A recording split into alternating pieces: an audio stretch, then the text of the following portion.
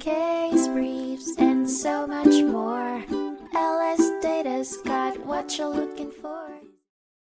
In 2015, the Supreme Court of the United States found itself deliberating the case of Kingsley versus Hendrickson. The case examined the liability of jail officers in using excessive force against pretrial detainees, questioning how the reasonableness of this force should be evaluated. The answer to this question would hinge on whether the examination of the applied force should be judged by objective or subjective circumstances. In the events leading up to this case, pretrial detainee Michael Kingsley locked horns with several jail officers in a Wisconsin county jail. Kingsley's refusal to remove a piece of paper from above his bed escalated into a physical confrontation, leading the officers to forcefully remove him from his cell and relocate him to another cell. These actions of the officers were admitted, yet the intention and the excessiveness of the force remained a contested issue. With the dispute in mind, Kingsley took a stand and filed a claim not only against the officers, but against the use of subjective reasons in determining the excessiveness of force used against detainees.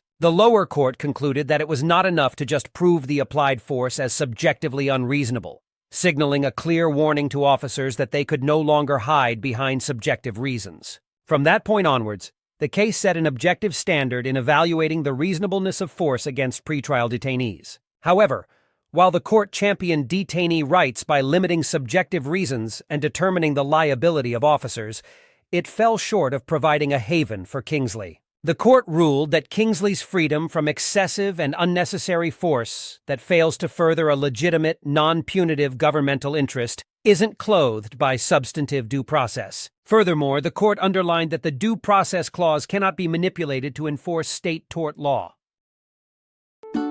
Case briefs, and so much more. LSData's got what you're looking for. Visit lsd.law, elevate your mind. Leave the stress of class.